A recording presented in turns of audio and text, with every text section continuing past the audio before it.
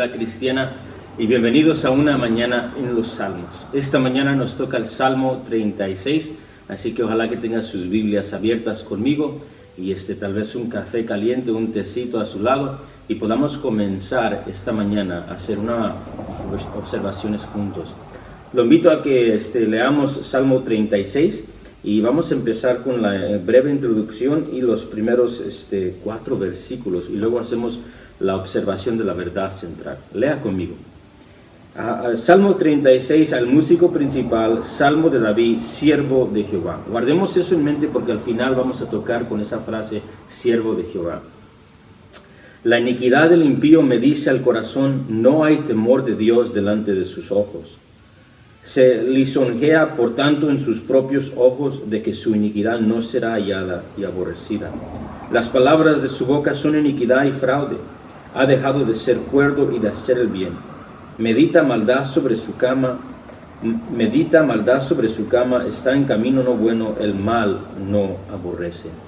Vamos a hacer nuestra verdad central. La verdad central, créalo o no, yo sé que leyendo estos 4 versículos al inicio, tal vez digamos cómo esto es la verdad, pero la verdad central del Salmo es la misericordia y la supremacía de Dios sobre todo. La misericordia y la supremacía de Dios sobre todo. El doctor Stephen Lawson, acerca del Salmo 36, dijo acerca de este himno, es una canción que revela la gran profundidad del pecado en el hombre o en la humanidad, pero la supremacía total de Dios sobre todo. Y esto es lo que estamos viendo. Es por eso que empezó así con los primeros 4 versículos. Así que la verdad central del Salmo es la misericordia y la supremacía de Dios sobre todo. Y con eso en mente, déjeme darle un bosquejo corto acerca del Salmo. Si está tomando apuntes conmigo, haga el siguiente. La primera sección es versículo 1 al 4, y se puede titular como la depravación de la humanidad, o el estado pecaminoso de la humanidad. Y eso es lo que vemos en este Salmo, en el inicio. Ya lo leímos, pero haga unas observaciones conmigo. En particular, en el versículo 1, la segunda línea, que es un punto grande del Salmo. No hay temor de Dios delante de sus ojos. Temor es la palabra pahad en hebreo y se refiere a terror. La idea aquí es que el salmista está observando la humanidad y llega a la conclusión de que el problema está tan profundo en el corazón del hombre, y está en esta frase, no hay temor de Dios. No hay temor del juicio de Dios, es la implicación. No hay temor de que Dios llamará a cuentas a la humanidad por las mentiras, por los engaños, por las acciones, por hablar mal del prójimo, por matar. Todos estos juicios, todas estas injusticias, pecados, no serán llamados a cuentas, es la idea ahí. Y sabemos que esto es la idea también porque el apóstol Pablo usó este salmo, en particular la frase, no hay temor de Dios delante de sus ojos, en Romanos 3:18. Y cuando el apóstol Pablo lo usó, también lo usó para hacer para subrayar la depravación total de la humanidad. Así que lo que estamos viendo aquí es la depravación total de la humanidad, y el salmista nos va a llevar por eso. Después de que dice que no hay temor de Dios en sus ojos, él dice, se lisonjea por tanto en sus propios ojos de que su iniquidad no será hallada y aborrecida, que es un poco de amplificación y explicación del versículo 1 con un detalle un poquito más particular que debemos de subrayar. La palabra se lisonjea en hebreo tiene la idea de hay orgullo en lo que él está haciendo. Creo que la Nueva Versión Internacional dice que merece alabanza lo que está haciendo. Hay un tipo de aplauso en lo que él está haciendo. Entonces no solamente no hay temor de Dios, sino en las cosas que están haciendo fuera del temor de Dios, hay un regocijo y un orgullo de estas cosas. Y luego sigue diciendo el Salmo, las palabras de su boca son iniquidad y fraude. Ha dejado de ser cuerdo y de hacer el bien. Esto habla de varias cosas. Uno, es como que está haciendo una autopsia el salmista, y después de meditar en el corazón y lo que está dentro del hombre, va a la boca y dice que aún lo que sale de su boca son palabras de iniquidad y fraude.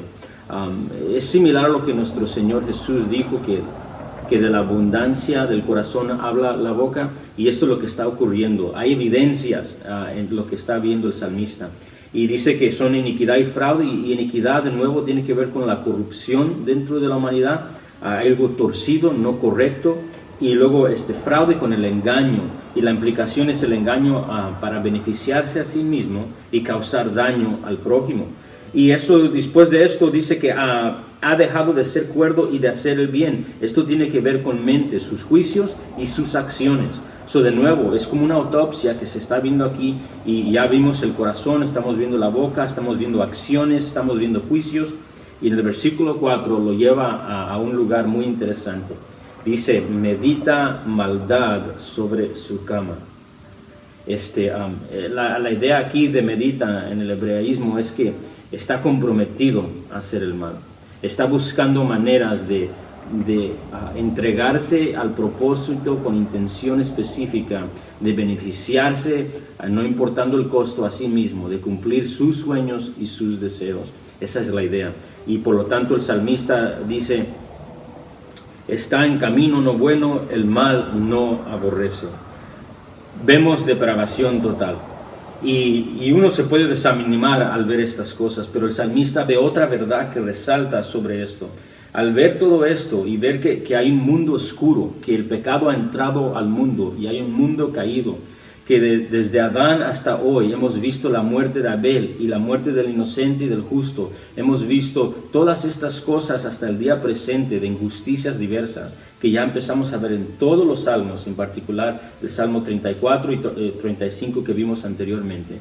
Él ve otra verdad, y esto nos lleva a nuestra segunda sección. Del versículo 5 al 12, él ve a Dios. Y cuando ve a Dios, llega a tres conclusiones que sobreabundan aquí. La primera, Dios es misericordioso. La segunda, la vamos a ver en un momento, Dios es fiel. Tercero, Dios es justo y soberano o supremo en sus juicios. Y quiero que veamos esto juntos, del versículo 5 al 12. Versículo 5.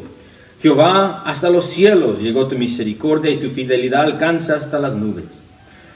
Al observar el salmista las oscuridades y el corazón humano, y las acciones y los frutos del mundo caído y nuestro estado como humanidad, él ve a Dios y dice, Señor, tú has sido misericordioso con nosotros. La verdad que Dios ha detenido juicio para muchos de nosotros hoy en día, que vemos este mundo caído, resalta su inmensa misericordia hacia sus enemigos y aún hacia el pueblo. Y él resalta su misericordia y su juicio. Y palabra misericordia es una palabra que va a repetir 3 veces. Así que es muy importante para el salmista. Y la fidelidad lo resalta en palabra y en ejemplo. Y dice en el versículo 6, tu justicia es como los montes de Dios, tus juicios abismo grande, oh Jehová, al hombre y al animal conservas. Cuán preciosa, oh Dios, es tu misericordia. Por eso los hijos de los hombres se amparan bajo la sombra de tus alas. Aquí vemos una verdad y en cierta manera una invitación a considerar la misericordia de Dios y que los descendientes de Adán acudan a los días de misericordia que Dios ofrece. Hay mucho más que decir, pero sí quisiera resaltar cómo termina el Salmo, porque él va a resaltar la supremacía, el juicio de Dios sobre todo. Versículo 11 dice, no venga pie de soberbia contra mí y mano de impíos no me mueva. Allí cayeron los hacedores de iniquidad, fueron derribados y no podrán o levantarse. Esto nos recuerda de nuevo a escatología, cómo terminará la cosa. Y cuando el salmista ve esto, dice, el Señor tiene misericordia, pero llegará un día de dar cuentas. Así que el salmista está mirando que nuestro Dios es supremo sobre todas las cosas y sí llamará a cuentas, contrario a lo que el mundo piensa. Y así que se enfoca en la misericordia, benevolencia de Dios, los juicios de Dios, la justicia de Dios y el día por venir. Pero sí quisiera, antes de concluir este tiempo, regresar, se recuerda a esa frase, siervo de Jehová. En el Salmo 36, antes del versículo 1, hay una introducción y se nos introduce esta frase, siervo de Yahweh, al músico principal, Salmo de David, siervo de Yahweh. Y esta frase, siervo de Jehová, es una referencia al pacto que Dios ha hecho con David. Muy frecuente una mañana en los salmos, cuando vemos un salmo de David, acostumbro a decir, en particular, lo que debemos de recordar es que Dios ha hecho un pacto con el salmista, de que por medio de su familia iba a enviar el Mesías. Y esto es significativo. Esas frases que comparto es porque es esencial recordar que todo esto se encuentra en un contexto del Mesías Jesús, que iba a venir y ha venido a cumplir el rescate de su pueblo y traerá juicio justo. Y esto es lo que estamos viendo con esa frase, siervo de Jehová. Vemos varias cosas. En breve, vemos que es una conexión al Salmo 35. En el Salmo 35, versículo 27, se menciona siervo, y aquí lo vemos de nuevo. Así que hay una conexión, especialmente en el contexto de injusticia y la espera del soberano que es vengador de su pueblo, y eso se debe de recordar. Pero para expandir esto, esta frase, siervo de Yahweh, es referencia siempre al pacto que Dios ha hecho con el salmista David de enviar al Mesías, que nosotros conocemos como Jesús de Nazaret. O sea, para David, él ve todas las promesas de juicio justo y misericordia en luz del Mesías, en luz del Mesías. Esto es bueno recordar cuando leamos el Antiguo Testamento, para ver que los santos del Antiguo Testamento también esperaban en el Mesías que iba a redimir al pueblo, que iba a perdonar al pueblo y que trabaja a traer el juicio justo de Dios en su debido tiempo, con sus esperanzas. Nosotros también nos encontramos en un movimiento y una situación muy similar a David, un mundo caído. Vemos el pecado incluso en nosotros, peleando con la naturaleza pecaminosa, ya que hemos sido regenerados por el Espíritu, y bendito sea Dios por esa pelea. Pero vemos injusticias diversas, vemos que es un mundo de muerte y pecado, y nosotros también esperamos en el Mesías. Ese es el supremo siervo de Yahweh, que ha venido a rescatar. Lo voy a animar a que recordemos estas verdades en medio de un mundo hostil, que Dios es justo, misericordioso y bueno, y traerá juicio en su debido tiempo.